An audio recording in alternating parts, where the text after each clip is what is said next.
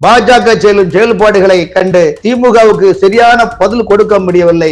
அந்த பதிலை கொடுக்க முடியாத காரணத்தால் ஆகவே தான் இத்தகைய சூழ்நிலையில் அண்ணன் கே செங்கோட்டையன் அவர்கள் எதிர்க்கின்றார்கள். அந்த கொங்குமண்டலத்தில் சேர்ந்த அதிமுக சேர்ந்த முன்னாள் அமைச்சர்களும் எதிர்க்கின்றார்கள். ஒரு காவல்துறை அதிகாரிக்கு நிலைமை என்றால் சாமானிய மக்களுக்கு என்ன நிலைமை என்பதுதான். என்ஐஏ புலனாய்வு சிறப்பாக செயல்பட்ட காரணத்தால் தமிழகம் இன்று அமைதி பூங்காக உள்ளது.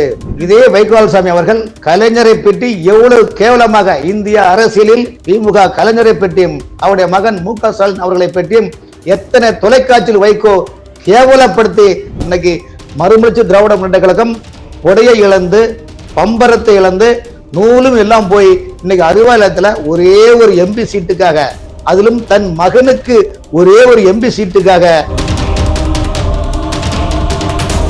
அன்பு நேயர்களுக்கு வணக்கம். நம்முடன் இன்று இணைந்திருப்பவர் ஊடகத்துறையில் கிட்டத்தட்ட 35 ஆண்டுகளுக்கும் மேலாக அனுபவம் பெற்றவர்.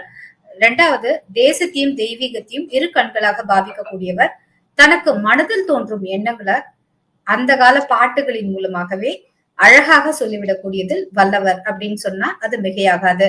அவர் திரு வி.எஸ். ராமன் சார் அவர்கள், ஊடகவியலாளர். அவரை வரவேற்பதில் பெருமிதம் அடைகிறோம். சார் வணக்கம். சார் வணக்கம். நிறைய விஷயங்கள் நடந்துட்டே இருக்கு தமிழ்நாட்டுல. திடீர்னு பார்த்தா ஒரே ஒரு வார்த்தை, தாய் வழி வந்த தங்கங்கள் எல்லாம் அப்படிங்கிற அந்த ஒரு வார்த்தை ஒரே மோதலா இருக்கு. அதிமுக பிளவுபட போகுது, திமுக தான் எல்லாம், அதிமுக பிளவுபட்டா பாஜக தான் அதை பிளவுபடுத்துறாங்க, இப்படி எல்லாம் பேசி கொண்டிருந்த சூழ்நிலைய ஓபிஎஸும் இவருக்கு ஆதரவாக பேச, எடப்பாடிக்கு ஆதரவாக பேச, எடப்பாடி, செங்கோட்டையன், ஓபிஎஸ் ஒரே அணியில இருக்க போறாங்களா? அதாவது முதல்ல நீங்க காலத்தை வென்றவன் நீ, காவியமானவன் நீ, வேதனை தீர்த்தவன் நீ, விழிகளில் நினைப்பவன் நீ, வெற்றி திருமகன் நீ என்று. ஏன்னா நீங்க சொன்னக்கூடிய அந்த பாடல் வரிசையில ஒரு காலம் என்பது எல்லாருக்கும் ஒன்னாதான் வரும். ஆனா அதை பயணித்து பக்குவமாக செல்வதும் செல்லாததும் மனிதனுடைய எண்ணமும் செயல்படும் தாங்க. அதாவது முதலில் 2026 பொறுத்த வரைக்கும் திமுகவுடைய அசைன்மெண்ட்ல என்ன நினைக்கிறேன்னா, அதிமுகவை பிளவுபடுத்தி அதை பலவீனப்படுத்த வேண்டும் என்ப ஒரு நிலைப்பாட்டுல திமுக தான் அதனுடைய நிலைப்பாட்டுல இருக்குது. ஆனா இதை புரிந்து கொள்ளாத எடப்பாடி பழனிசாமி அவர்கள் ஏன் இவ்வளவு பிடிவாதமாகவும் இவ்வளவு விடாப்பிடியாகவும் இருக்கின்றார்கள் என்றால், அவரை சுத்தி இருக்கிற ஒரு 4-5 சகுனிகள் இருக்கிறார்கள். அந்த சகுனை பற்றி உங்களுக்கு சொல்லணும்னா, ஒற்றுமையாய் வாழ்வதாலே உண்டு நன்மையே, வேற்றுமையை வளர்ப்பதாலே விளையும் தீமையே என்ன சொல்ல போனா, மகாபாரதத்துல பாத்தீங்களா, மந்தாரை அவங்க என்ன பண்ணுவாங்கன்னா, கைகை கிட்ட தவறான ஒரு கருத்துக்களை சொல்லி, கைகேயி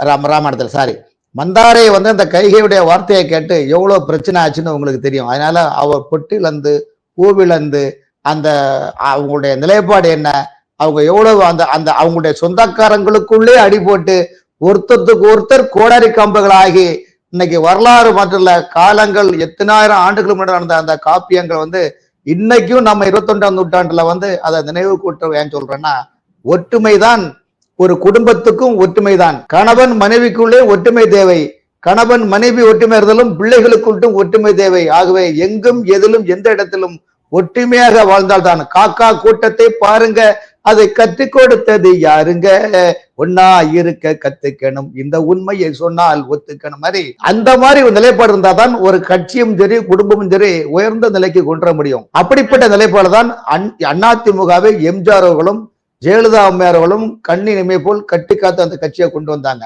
இன்னைக்கு 2021 திமுக ஆட்சிக்கு வந்த உடனே அதிமுகவை எப்படியாவது பலவீனமாக்க வேண்டும் என்ற ஒரு நிலைப்பாடு இருக்கின்ற போது, சசிகலா அம்மையார் அவர்களும் நம்முடைய ஓபிஎஸ் அவர்களும் அவர்களை சேர்க்க கூடாது என்பது இபிஎஸ் அவரிடம் திமுக கொடுத்திருக்க அசைன்மெண்ட் மட்டுமல்ல, எடப்பாடி பழனிசாமி அண்ணனவுடன் கூட இருக்கின்ற 1-2 சகுனிகள் இன்று வரையிலும் அவருடைய ஒருங்கிணைத்து செயல்படுவதற்கு எடப்பாடி மனது இருந்தாலும் அந்த மனதுக்குள்ளே புகுந்து அம்பை பாய்த்து விஷவத்தை பாய்த்து அவருடைய மனசை மாற்றிக் கொண்டிருப்ப ஆட்கள் யார் என்றால், எடப்பாடி பழனிசாமி கூட இருக்கிற சில முன்னாள் அமைச்சர்கள் தான். அந்த முன்னாள் அமைச்சர்கள் இப்போதைய திமுக ஆட்சியில் கிருஷ்ணகிரி மாவட்டம், தருமபுரி மாவட்டம், பாறை மலைகளை கோவரை கான்ட்ராக்டுகள், எம்சென்ட் கான்ட்ராக்டுகள், அது போல கோரை கான்ட்ராக்ட்ல எம்சன் கான்ட்ராக்ட் எல்லாம் எடுத்து நிறைய கான்ட்ராக்ட் ஒர்க் கிரஷர் கான்ட்ராக்ட் எடுத்து நடத்துறாங்க. யார் என்றால் அதிமுகவில் முன்னாள் அமைச்சர் சிலர். அந்த முன்னாள் அமைச்சர் சிலர் தான் அதிமுகவின் ஒற்றுமையை தடுக்கின்றார்கள். அதே போல் அதிமுகவில் இருந்த பல முன்னாள் அமைச்சர்கள் இந்நாள் திமுக அமைச்சருடன் கூட்டு சேர்ந்து ஒப்பந்த பணிகள் பிடபிள்யூ, நெடுஞ்சாலைத்துறை, ஊராட்சி, பேராட்சி, நகராட்சி, மெட்ரோ வாட்டர், டோட் போர்டு, டுபிகோ போன்ற பல ஒப்பந்த பணிகளும் ரியல் எஸ்டேட் பணிகளும் பில்டர் பணிகளும் மிகப்பெரிய நெட்வொர்க்கை பண்ணி மறைமுகமாக செயல்படுகின்றார்கள். ஆகவே இத்தகைய சூழ்நிலையில் எடப்பாடி பழனிசாமி அண்ணனுக்கு கூட இருக்கிற சில முன்னாள் அமைச்சர்கள் திமுகவை விட்டு கொடுப்பது மாதிரியும் இல்லை. ஆனால் தொண்டர்கள் இதனால் மனம் சோர்ந்து போய் உள்ளார்கள். இத்தகைய தொண்டர்களின் மனத்தை ஸ்கேன் எடுத்துதான் பி.கே. சசிகலா அம்மையார் ஒன்று சேருங்கள், ஒன்று சேருவோம் என்று சொல்லுகின்றார்கள். ஆனால் இந்த ஒன்று சேராமல் விடுவதற்கு எடப்பாடி பழனிசாமி கூட இருக்கின்ற சில சகுனிகளும் இதற்கு தோதாக இருந்து ஆளும் கட்சி திமுகவான அந்த திமுக உள்ள தலைமையும் சேர்ந்துதான் அதிமுகவை பிளவுபடுத்தக்கூடிய நிலைமை உள்ளதை தவிர்த்து ஒருபோதும் பாஜக இந்த குடும்பத்தில் வந்து அவர்கள் உள்ள வேவு பார்க்கக்கூடிய அவசியம் இல்லை. பாஜக 2021 சட்டமன்ற தேர்தலும் எப்படி ஒற்றுமையாக இருக்கணும் என்று சொன்னார்களோ அதே போல் இப்போது 2025 பாஜக அதிமுக ஒற்றுமையாக இருக்க வேண்டும் என்றுதான் ஒரு தொலைநோக்கு பார்வை சொல்லுகின்றார்கள். காரணம் என்றால் இன்னைக்கு தமிழ்நாட்டில் நடக்கக்கூடிய கனிம வள கொள்ளை, மதுபான கொள்ளை, இந்த மாதிரி போதைப் பொருட்கள், நிலக்கபலீகரம், பல்வேறு ஊழல்களுக்கும் அதிமுக பிரதான எதிர்க்கட்சியாக இருந்தாலும் அவர்கள் கண்ணிருந்தும் கூடனாய், வாயிருந்தும் ஊமையாய், செவி இருந்தும் செவிடனாக உள்ள நிலைப்பாடு போல் அவர்கள் உள்ளார்கள். காரணம் என்றால் இரண்டு கட்சிகளுக்கும் பெரிய வித்தியாசம் இல்லை, இரண்டு கட்சிகளிலும் தலைவர்கள் இல்லை. ஆகவே இரண்டு பேருக்கும் இடையில் மக்கள் பார்வையில் ஒரே ஒரு வெள்ள நூல் தான் இடைவெளியை தவிர்த்து மீது எல்லோரும் வர்த்தக ரீதியில் எல்லாம் ஒருங்கிணைந்து செயல்படுகின்றார்கள். ஆகவே தான் அண்ணன் RS பாரதி கூட சொன்னார், அதிமுக எங்க அங்காளி பங்காளிங்க, நாங்க எங்களும் சண்டை போடுவோம்னு சொல்ற. காரணம் என்றால் அகத்தின் அழகு முகத்தில் தெரியும் என்பார்கள். அதனால்தான் இன்னைக்கு திமுக ஆளுங்கட்சியாக இருந்தாலும் பாஜக மீது இவ்வளவு காட்டமான வெறித்தன்மையாக செயல்படுகின்றார்கள் என்றால் கோபத்தின் உச்சியில் இருக்கின்றார்கள் என்றால் கோபம் தான் அவளுக்கு அனல்பாய் காண்கிறார்கள் என்றால் பாஜக திமுக செய்யக்கூடிய அனைத்து ஊழல்களையும், அனைத்து அட்டுழியங்களையும், அனைத்து மக்கள் விரோத செயல்பாடுகளையும் திமுகவுடைய முகத்திரையை பாஜக கிழித்து எடுக்கின்றது. இத்தகைய முகத்திரையை கிழிப்பதனால் பாஜக செயலும் செயல்பாடுகளை கண்டு திமுகவுக்கு சரியான பதில் கொடுக்க முடியவில்லை. அந்த பதிலை கொடுக்க முடியாத காரணத்தால் இப்போது அவர்கள் ஒவ்வொரு அமைச்சர்களும், திமுக செய்த அமைச்சர்களும் வாய்ப்புளித்ததா, மாங்காய் புளித்ததா, தங்களை நேர்மையானவர்கள் என்று கங்கணம் கட்டி சொல்லுவதை பார்த்தால் ஏதோ அக்னி பிரவேசம் செய்யாத ஒரு குறைதான் என்று மக்களை நம்புகின்றார்கள், மக்களை நம்ப வைக்கின்றார்கள். இத்தகைய சூழ்நிலையில் மக்கள் ஒருபோதும் நம்ப மாட்டார்கள். ஆகவே அதிமுகவுடைய பிளவு என்பது எடப்பாடி அண்ணன் கையில் தான் இருக்கின்றது. இன்னும் ஒரு வழி சொல்ல போனால் தமிழகத்தில் 2026 சட்டமன்ற தேர்தலில் திமுக ஆட்சிக்கு வர வேண்டுமா, திமுகவை வீழ்த்த வேண்டுமா, அதிமுக கூட்டணி ஆட்சி அமைய வேண்டுமா என்று எதிர்பார்த்தோமானால் மக்கள் திமுகவை அதிருப்தியாக உள்ளார்கள்.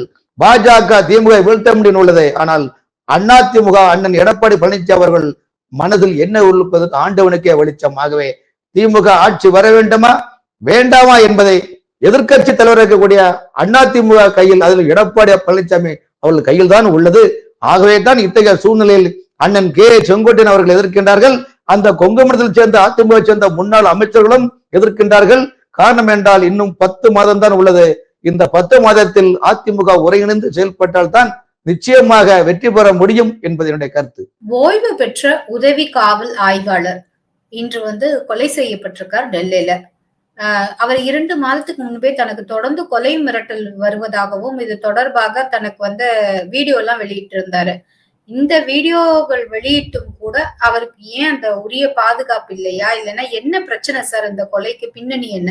இந்த கொலையை பற்றி சொல்ல வேண்டுமானால் அவர் தன்னுடைய இறப்பிற்கு முன்னால் பல்வேறு வீடியோக்களை வெளியிட்டுள்ளார். காரணம் இடம் சம்பந்தமாகவும் அந்த வக்போர்டு வாரிய இடம் சம்பந்தமாகவும் இது சம்பந்தமாக பல பிரச்சனை உள்ளது. நான் மிரட்டப்படுகிறேன், நான் பல முறை புகார்கள் கொடுத்தும் அதன் மீது எந்த நடவடிக்கையும் எடுக்கவில்லை, ஆகவே எந்த நேரத்தில் எனக்கு மரணம் வரலாம் என்று அவர் வாக்குமூலம் கூறியுள்ளார் இந்த இறப்பிற்கு முன்னால். இதே போலதான் புதுக்கோட்டை மாவட்டத்தை சேர்ந்த சிறுபான்மை சமூகத்தை சேர்ந்த இஸ்லாம் சமூகத்தை சேர்ந்த ஜாஃபர் அலி என்ற சமூக ஆர்வலரும் பல்வேறு புகார் கொடுத்து மணல் மாஃபியாக்கள் எங்கெல்லாம் பதுக்கி வைத்துள்ளார்கள் என்பது கூட அவர் வெளிச்சம் போட்டு காட்டினார். ஆனால் அவரை பொறுத்தவரையும் காவல்துறையோ வருவாய்த்துறையோ புதுக்கோட்டை மாவட்டத்தைச் சேர்ந்த அந்த தாலுகா ஆபீஸ்லோ வில்லேஜ் அதிகாரியோ ஆர்டிஓவோ டிஆர்ஓவோ கலெக்டர்களோ யாரும் அதை பற்றி கண்டுகொள்ளவில்லை. காரணம் என்றால் இன்றைய நிலைமையில் நீங்கள் பார்த்தீர்கள், சமூக ஆர்வலர்கள் யாராக இருந்தாலும் அதாவது மணல் மாஃபியாக்களையோ கள்ளச்சாராயம் காய்ச்சலை காட்டி கொடுத்தால் ஜஃபார் அலி போல் புதைக்கப்படுவது என்பதுதான் நிச்சயம். ஆகவே கடந்த 4 ஆண்டுகளாக தமிழகத்தில் காவல்துறை அதிகாரிகள் கிட்டத்தட்ட எனக்கு தெரிஞ்ச ஒரு 10 பேர்கிட்ட படுகொலை பண்ணிருக்கிறாங்க. உங்களுக்கு தெரியும், திருவனந்தபுரம் போறல கலியாக்கவலையில அந்த டோல்கட்டிலே கரண்ட் டியூட்டில இருந்த ஒரு எஸ்ஐவை படுகொலை செய்யப்பட்ட வரலாறு உங்களுக்கு தெரியும். காவல்துறை அதுபோல தென் மாவட்டத்துல வில்லேஜ் அதிகாரி எப்படி படுகொலை செய்தார்கள் உங்களுக்கு தெரியும்.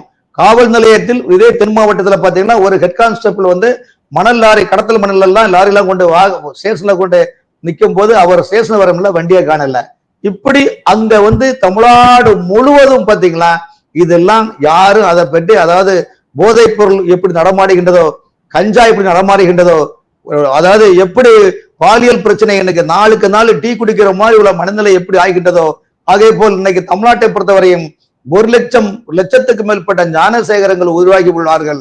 அப்படிப்பட்ட சூழ்நிலையில் இன்று கொலை என்று கடந்த ஒரு மாதத்திலே 12 கொலை நடந்துள்ளதுன்னு புள்ளிவரம் சொல்றாங்க. அப்படிப்பட்ட நிலைப்பாட்டுக்கின்ற போது எந்த அளவுக்கு தமிழகம் இன்று சென்று கொண்டிருக்கின்றது பார்த்தா, இன்னைக்கெல்லாம் 2 நாளா சோசியல் மீடியால என்ன பண்றாங்கன்னா, பேசாம அந்த கொலைக்கு எவ்வளவு இந்தந்த கொலைக்கு இந்தந்த ரேட்னு பிக்ஸ் பண்ணா இது ஒரு தொழில் மாதிரி உள்ள நிலைப்பாடு ஆகிவிட்டதோ என்று சோசியல் மீடியாக்கள் மட்டும் என் போன்று தொலைக்காட்சியில் வரக்கூடிய விவாத மீடியாவில் வரக்கூடிய மிகப்பெரிய அரசியல் வல்லுநர்கள் கூட இந்த கருத்துக்களை சோசியல் மீடியாவில் வெளியிடுவது வெட்கக்கேடாக உள்ளது, வருத்தமாக உள்ளது. பொது வாழ்க்கையில் வரக்கூடியவர்களுக்கு இதுதான் நிலைமையா? ஒரு காவல்துறை அதிகாரிக்கு நிலைமை என்றால் சாமானிய மக்களுக்கு என்ன நிலைமை என்பதுதான். காரணம் என்றால் சமூக நீதி என்று வாய்களிலே பேசக்கூடியவர்கள் சமூக நீதி எங்கே என்றால் அது கேள்விக்குறியாக இருக்கின்றது. சாமானிய மக்களுக்கு இந்த சாதம் இப்படி ஒரு அரசு துறையில் பணியாற்றிய அதிகாரிக்கு அந்த நிலைமை என்றால் சாமானிய மக்களுக்கு என்ன நிலைமை என்று நீங்கள் எடுத்து பாருங்கள். ஆகவே இந்த விஷயத்தை பொறுத்தவரையும் காவல்துறை கடுமையாக நடவடிக்கை எடுக்க வேண்டும். காவல்துறை பெருந்தலைவர் காமராஜர் இருக்கின்ற முதலமைச்சராக இருக்கின்ற போது மதிப்புக்குரிய கக்கன் அவர்கள் காவல்துறை அமைச்சராக இருந்தார். அதன் பிறகு வந்த முதலமைச்சர்கள் எல்லாம் அந்த காவல்துறையை தன் கைவசம் வைத்துக் கொண்டு தங்களுக்கு தேவையானவர்களை பழிவாங்கும் ஒரு நிலைப்பாட்டில் தான் இன்று வரையிலும் காவல்துறையை பயன்படுத்துகின்றார்கள். ஸ்காட்லாந்து அடுத்தபடியாக மிகப்பெரிய சக்தி வாய்ந்த காவல்துறை சொல்கிறோம். ஆனால் காவல்துறையின் கைகளை ஆட்சியாளர்கள் கை கட்டி வைத்து உள்ளார்கள் என்றுதான் நாம் நினைக்க தோன்றுகின்றது. காரணம், நேர்மையான பல அதிகாரிகள் அங்கு உள்ளார்கள். அப்படிப்பட்ட அதிகாரிகள் நேர்மையாக பணி செய்ய முடியவில்லையே என்ற ஏக்கமும் அவர்களிடம் உள்ளது என்பது என்னுடைய நிலைப்பாடு. ஆகவே முதலமைச்சர் என்று சீனி சக்கர சித்தப்பா சீட்டிலை நக்காப்பா என்ற மனநிலை இல்லாமல் காவல்துறையை ஃப்ரீயாக தன்னிச்சையாக செயல்படுத்த வேண்டும். அது ஆளுங்கட்சி எதிர்கட்சி யாராக இருந்தாலும் குற்றங்கள் யார் செய்தாலும் சட்டத்தின் முன்னர் நிறுத்தி தண்டனை கொடுக்க வேண்டும் என்பதுதான் உண்மையான ஒரு ஆட்சிக்கு எடுத்துக்காட்டாகும். அத்தகைய ஆட்சியில் இருந்தது என்றால் பெருந்தலைவர் காமராஜர் மட்டும்தான் காவல்துறைக்கு தனியாக அமைச்சர் நியமித்தார். மற்றபடி வந்தவர்கள் யாருமே அது நியமிக்கல. ஆகவே இதெல்லாம் தமிழ்நாட்டுக்கு நல்லதல்ல. இது போன்ற கொலை கொள்ளை வழிப்பறி பித்தலாட்டம் வீடு புகுந்த கொள்ளை மயிலாடுதுறையில 2 இளைஞர்கள் கள்ளச்சாரத்தை காட்டி கொடுத்தனால அந்த கல்லூரி படித்த இளைஞர்களை கொலை. அது போல பள்ளிப்பாளையம் சேலம் மாவட்டம் பள்ளிப்பாளையத்துல பாத்தீங்கன்னா 90 வயசு மூதாட்டியை வீடு புகுந்து கொண்டு நகையை திருட்டிட்டு போகின்றார்கள். சமீபத்தில் வலசவாக்கத்தில் கூட ஒரு ஓய்வு பெற்ற மருத்துவர் வீட்டில் சென்று ஒரு திருடன் திருட போய் கொண்டார். அது போல இது நாளுக்கு நாள் நீங்க தொலைக்காட்சியையும் பத்திரிகையை நீங்க பிரித்து பார்த்தா ஏதாவது படிக்கிறதுக்கு மனசுக்கு நிம்மதியான ஒரு நல்ல செய்தி இருக்கா பாருங்க. காலைல எந்திரிச்சோம், சாமியை கும்பிடுறோம், கடவுளே காப்பாட்டு, இன்னைக்கு எல்லாருக்கும் நல்ல எண்ணங்களை கூட நல்லது நடக்கணும் நம்ம ஆன்மீக நண்பர்கள் நம்ம கும்பிடுறோம். ஆனா பேப்பர்ல புரட்டி பாத்தீங்கன்னா அதாவது நடக்கக்கூடாத செய்தியெல்லாம் இன்னைக்கு நம்ம டெய்லி பார்த்துட்டு இருக்கிறோம். வீட்டுல இருந்து வெளியே போனா வீட்டுல வந்தாதான் வகையான ஒரு நிலைப்பாடு வருது. பிள்ளைகளுக்கும் கேரண்டி இல்லை, முதியோர்களுக்கும் கேரண்டி இல்லை, அரசு துறை ஊழியர்களுக்கும் கேரண்டி இல்லை. அரசு துறை ஊழியர்களுக்கு தேவையான கோரிக்கைகள் கூட இந்த அரசாங்கம் நிறைவேற்றவில்லை. ஆகவே மக்கள் மட்டுமல்ல, அரசு துறையில் வேலை பார்க்கக்கூடிய அதிகாரிகளும் கோபத்தில் உள்ளார்கள். இந்த கோபக்கநிலைகளை பற்றி ஆட்சியாளர்களுக்கு சங்கு ஊதிதான் அவர்களை காதை திறக்க வேண்டுமா என்ற ஒரு மனநிலை தான் என் போன்றவருடைய சிந்தனை உருவாகி உள்ளது. சார், நாக்பூர்ல நிறைய இடத்துல ஊரடங்கு உத்தரவு போட்டிருக்காங்க. கலவரம் பற்றி எரிகிறது போல தெரிகிறது. நாக்பூர் மீண்டும் ஒரு மணிப்பூராக மாறுகிறதா? இந்தியாவில் 2019க்கு பிறகு இந்தியாவில் உள்ள தீய சக்திகளும் இந்த தீய சக்திகளும் கூட்டு சேர்ந்து வெளிநாட்டு அந்நிய தீய சக்திகளும் 2 பேரும் சேர்ந்து இந்தியாவில் மிகப்பெரிய கலவரத்தை ஏற்படுத்த வேண்டும் என்று கங்கணம் கட்டிக் கொண்டிருக்கின்றார்கள். மணிப்பூர் விவகாரத்தை பொறுத்தவரையிலும் இந்திய அரசுக்கு எல்லாமே தெரியும்.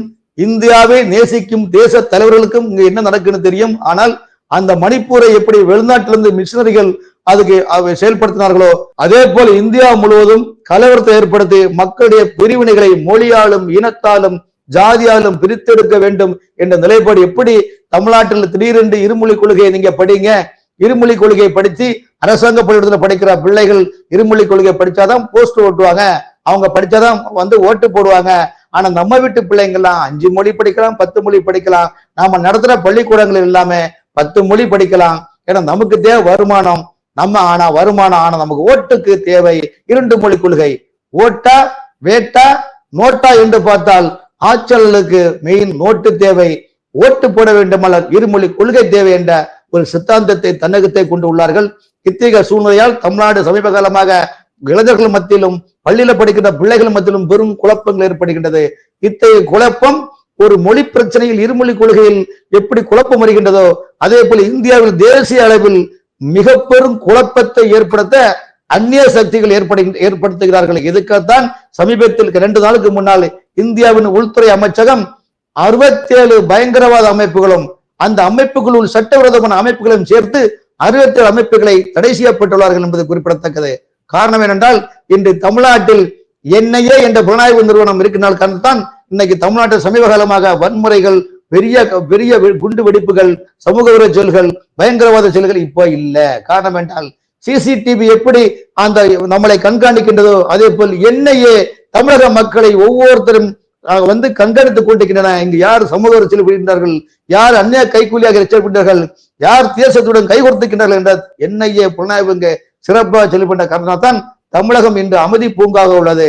அதே போல் நாக்பூரிலும் கலவரத்தை ஏற்படுகின்றது. மிகப்பெரிய திட்டமிட்ட ஒரு கலவரத்தை ஏற்படுத்தி இந்தியாவின் இறையாண்மைக்கு கேள்விக்குறியாக நிலைப்படுகிற. ஆகவே இத்தகைய செயல்களை கண்டிப்பாக அந்த மாநில முதலமைச்சரும் மத்திய உள்துறை செயலமும் இரும்பு கரம் கொண்டு அடக்கி பிரச்சனையை நார்மலான நிலைப்பாடு கொண்டு வரும். கண்டிப்பாக இன்னொரு மணிப்பூராக வராததுக்கு இந்திய அரசாங்கம் விரும்பாது, ஒருபோது விரும்பாது. அப்படி விரும்பி கலவரத்தை ஏற்படுத்தி அதன் மூலம் வாக்கு வங்கியை பெறலாம் என்ற சில கட்சிகளுடைய எண்ணங்களும் தகர்ந்து போகும். ஆகவே நாக்பூர் கலவரம் விரைவில் நார்மல் நிலைமைக்கு வரும் என்பது உங்களுக்கு தெரிவித்துக் கொள்றேன். ஹிந்தி திணிப்புக்கு எதிராக மாநிலங்களவையில மதிமுகவின் பொதுச் செயலாளர் திரு வைகோ அவர்கள் ரொம்ப ஆவேசமாக பேசிய காட்சிகளை பார்க்க முடிந்தது. நிறைய விஷயத்துல அதை சொல்றாரு. அவர் சொல்ல இது எதுவுமே அவை குறிப்புல இடம்பெறாதுன்னு சொல்றாரு. ஒரு ஸ்டேஜ்ல மணிப்பூரை பற்றி ஆரம்பித்து மணிப்பூர் இந்தியாவில் இல்லையான ஆவேசம் அடைகிற வைகோ அவர்கள் தொடர்ந்து பிஎம்னா பிரைம் மினிஸ்டர், ஆனா இங்க நம்ம பிஎம் பிக்னிக் மினிஸ்டர் அப்படிங்கிற வார்த்தையையும், இவர் யார் என்று கேட்டதற்கு நாங்க அண்ணா இயக்கத்திலிருந்து வந்தவன் அப்படிங்கிறதையும் முழங்கி இருக்காரு இன்று வைகோ. இதை எப்படி பாக்குறீங்க? அவர் இந்த அண்ணா இயக்கத்திலிருந்து வந்தவன் நான் அப்படிங்கிற அந்த ஒரு முழக்கத்துக்கு ஒத்துதான் தன்னுடைய செயல்களை செய்து கொண்டிருக்கிறாரா மதிமுகவின் பொதுச் செயலாளர் வைகோ அவர்கள்? மாண்புமிகு பாரத பிரதமர் இந்தியா மோடி அவர்கள் முதல் முறையாக 2017 வாக்கில் பிரதமர் ஆன உடனே அவர் சென்னையில வரும்போது மட்டுமல்ல பதவியேற்கும் கூட கோபேக் மோடி என்று கருப்பு பலூன் விட்டதுதான் மதிமுக என்பது குறிப்பிடத்தக்கது. இதே வைகோசாமி அவர்கள் கலைஞரை பற்றி எவ்வளவு கேவலமாக இந்திய அரசியலில் ஜெயலலிதா அம்மா கூட கலைஞரை பற்றி இவ்வளவு கேவலமா பேசியிருக்க மாட்டார்கள். ஆனால் திமுகவை பொறுத்தவரையும் திமுக கலைஞரை பற்றியும் அவருடைய மகன் MK ஸ்டாலின் அவர்களை பற்றியும் எத்தனை தொலைக்காட்சியில் வைகோ கேவலப்படுத்தி அசிங்கப்படுத்தி, அதாவது கேட்கறதுக்கே அருவருப்பான ஒரு நிலைப்பாட்டில் வைகோ பேசினார் என்பதை உங்களுக்கு தெரியும் நினைக்கிறேன். ஆகவே நாடாளுமன்றத்தில் பேசுவது அவர் ஒன்றும் புதுதல்ல. அவர் எப்பவுமே பேசிக்கொண்டுதான் இருப்பார். ஆகவே அவர்களுக்கு என்னன்னா தான் சார்ந்த திமுகவில் இன்னைக்கு மறுமலர்ச்சி திராவிட முன்னேற்ற கழகம் கொடையை இழந்து பம்பரத்தை இழந்து நூலும் எல்லாம் போய் இன்னைக்கு அறிவாலயத்துல ஒரே ஒரு MP சீட்டுக்காக, அதிலும் தன் மகனுக்கு ஒரே ஒரு MP சீட்டுக்காக கட்சியெல்லாம் கொண்டு அடமானம் கொண்டு வச்சுட்டாரு. மார்வாடி கடையில நகையை கொண்டு அடமானம் வைக்கிறது போல அந்த கட்சியே கொண்டு அடமானம் வச்சுட்டாங்க. எந்த திமுகவை எதிர்த்து திமுக இனிமேல் அது குடும்ப ஆட்சியின் கையில் சிக்கியுள்ளது, ஒரு குடும்பத்தின் கையில் சிக்கியுள்ளது. இனி திமுகவை ஆண்டவன் கூட காப்பாற்ற மாட்டேன் என்று சொன்னது நானோ நீங்களோ அல்ல, வைகோசாமி தான் அவர்கள் சொன்னது. எந்த லட்சியத்தோடு திமுக விட்டு வெளியில் வந்தாரோ அந்த லட்சியமெல்லாம் காற்றில் பறந்து விட்டு ஒரே ஒரு எம்பி சீட்டுக்காக இன்னைக்கு அறிவாலயத்தில் போய் நின்று தனக்கு ஒரு மேல்சபை எம்பி அன்றைக்கே கொடுத்தார்கள். இப்ப மகனுக்கு ஒரு திருச்சியில் ஒரு எம்பியா இருக்கிறாங்க. ஆகவே ஒரு எம்பிக்காக அவர் அடுத்த சட்டமன்ற தேர்தலுக்காவது ஒரு 4-5 எம்எல்ஏ சீட்டு கொடுப்பாங்களா என்று ஆர்வமாக இருக்கின்றார்கள். அந்த ஆர்வத்திற்கு தான் சார்ந்த இடத்துல ஒரு விசுவாசம் காட்டிவிட வேண்டும் அல்லவா? ஆகவே அவர் இது பேசுவதெல்லாம் பெரிய விஷயம் கிடையாது. ஆகவே நாடாளுமன்றத்தை பொறுத்தவரையிலும் திமுக தமிழ்நாட்டில் உள்ள 2017 பிறகு தமிழகத்தில் சேர்ந்த திமுக கூட்டணி எம்பிக்கள் அத்தனை பேரும் தங்களுக்கு வாக்களித்த தொகுதி மக்களுக்கு இந்த திட்டத்தை கொண்டு வாங்க, அந்த திட்டத்தை கொண்டு இதுவரையும் அவங்க செஞ்சது கிடையாது. மாறாக தமிழக மக்களுக்கு விரோதமான செயல்படும், தமிழக மக்களின் வாழ்வாதாரத்துக்கும் திட்டங்களுக்கும் எதிர்ப்பாகவும் தான் சார்ந்த கட்சிக்கு எப்படிலாம் பஜனை போடுவோமோ அந்த பஜனை போடக்கூடிய ஒரு மணமகிழ் மண்டமாகத்தான் திமுக எம்பிக்கள் நாடாளுமன்றத்தை நடத்துகிறார்கள். காரணம் என்றால் எப்ப பார்த்தாலும் ஒரு மோதல் போக்கு, எப்ப பார்த்தாலும் ஏதாவது ஒன்று சொல்லி திசை திருப்பி தங்கள் மீது உள்ள குற்றங்களை திசை திருப்பதற்காக நாடாளுமன்றத்தை ஒரு ஒரு ஒரு அரங்கமாக நினைத்து செயல்படுகின்றார்கள். அதுதான் அந்த அரங்கமாக நினைத்துதான் கனிமொழி அம்மையார் பேசுவது, டி.ஆர். பாலு பேசுவது, இப்படி பல எம்பிக்கள் பேசுவது மட்டுமல்ல. ஆகவே வைகோசாமி பேசுவது என்பது எது ஒன்றும் புதிதாக நம்ம நினைக்க முடியாது. காரணம் அவர் ஏற்கனவே இந்த மாதிரி பேசிட்டா இருப்பாங்க. அதனாலதான் அவருடைய பேச்சு அனைத்தும் இந்திய இறையாண்மைக்கு விரோதமானது. பேசு கருத்துக்கள் சுதந்திரம் இருக்கு, ஆனா சுதந்திரம் இருக்கு எல்லை எதிரும் பேசிக்கலாமா? அதனாலதான் அவருடைய பேச்சு அனைத்தும் அந்த அவை குறிப்பிட நீக்கப்பட்டுள்ளது என்பதும் குறிப்பிடத்தக்கது. சார், ரொம்ப நன்றி சார். இத்துணை நேரமும் அழகாகவும் தெளிவாகவும் நிறைய விஷயங்களை எங்களுக்காக எடுத்து சொன்னீங்க. பொதுவாகவே சுதந்திரம்ங்கிறது வேணும், ஆனா சுதந்திரத்துக்காக கட்டுப்பாடு இல்லாம கண்டதையும் பேச முடியாது. நீங்க பேசுற வார்த்தைகள் நியாயமாகவும் நேர்மையாகவும் இருந்தால் மட்டும்தான் அவை குறிப்புல இடம்பெறும் அப்படிங்கறதையும், தொடர்ந்து ஒரே ஒரு எம்பி சீட்டுக்காக எம்பி குதிக்கிறாரோ வைகோ அப்படிங்கிற ஒரு கேள்வியையும், அதையும் தொடர்ந்து அதிமுகவில் எடப்பாடி அவர்களை சுற்றி நிறைய பேர் இருக்காங்க. ஆனா அவங்க மந்திரியா மாறி அவருக்கு ஒரு அட்வைஸ கொடுக்கறாங்க. அதையும் தாண்டி இவர்கள் அனைவரும் ஒன்றிணைவார்கள் என்று எதிர்பார்ப்போம் அப்படிங்கிற ஒரு கருத்தையும் நீங்க வச்சிருக்கீங்க. இனிவரும் காலங்கள்ல தொடர்ந்து இது பற்றி பேசலாம் சார். நன்றி, வணக்கம். Thank you sir. தேங்க்யூ.